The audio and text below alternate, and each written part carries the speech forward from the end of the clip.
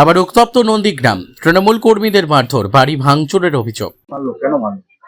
আমরা ওখানে আমাদের যে বেঞ্চটা যে আছে ওখানে আমরা দাঁড়িয়েছিলাম। হঠাৎ চিৎকার হওয়ার পর আমরা তখন ছুটে গেছি।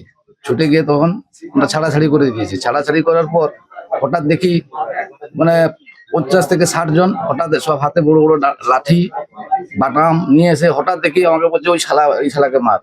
বলে হঠাৎ আমি কোনো জানি না, ওই বিজেপি হ্যাঁ মধু সাহু, মেন হচ্ছে মধু সাহু। ও বাইক থেকে ছেলে নিয়ে এসে আমি ছেলেগুলোকেও চিনি না, এসে প্রথম এখানে মারলো। বিজেপির দিকে পাল্টা বিজেপি কর্মীদের মারধর করেছে তৃণমূল কর্মীরা, অভিযোগ বিজেপির। ওয়েস্ট বেঙ্গল ওবিসি মোর্চা বিজেপির একজন নেতৃত্ব আমি।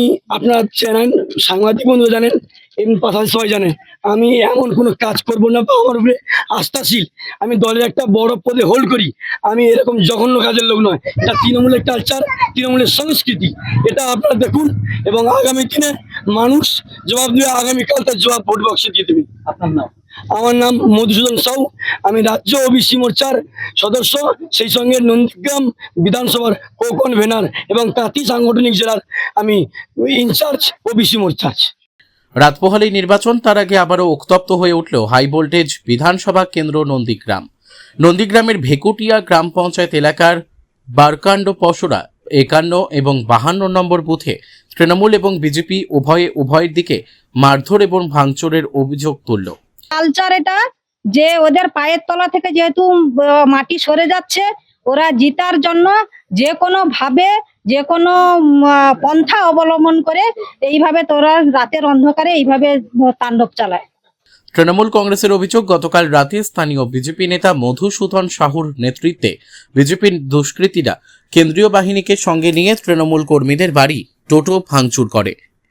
ঘর পর্যন্ত মানে নিয়ে আসছে, ঘরে মারতে, আরো মারছে, জিনিস ভাঙছে, জিনিস লুটপাট করে নিয়ে গেছে। সোনার জিনিস 11 থান নিয়ে গেছে, টোটো ফেলিয়ে দিয়েছে, মেশিন ব্লাউজ ব্যাগ নিয়ে গেছে, মানে মেশিন তো ভেঙে দিয়েছে। আর টোটো ব্লাউজও, আমি যে ব্লাউজের করি সে ব্লাউজও নিয়ে পালিয়েছে। বিজেপির দল, আমরা তৃণমূল করি। এমনকি বাড়ির আলমারির লকার ভেঙে গহনা লুট করে। রাস্তায় লাগানো তৃণমূল কংগ্রেসের পতাকা, ব্যানার, ফেস্টুন ছিঁড়ে দেয়, ব্যাপক মারধর করে বলে অভিযোগ। অপরদিকে বিজেপি অভিযোগ করছে, মঙ্গল মাইতি নামের এক বিজেপি কর্মীকে কাণ্ডবসারা মালাকার মোড়ে ব্যাপক মারধর করেছে, তাই স্পেইনাল কর্ড ভেঙে গিয়েছে।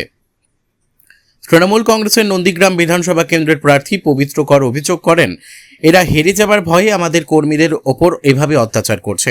সব মিলিয়ে আবারও উত্তপ্ত রাজ্য রাজনীতির হটস্পট কেন্দ্র নন্দীগ্রাম।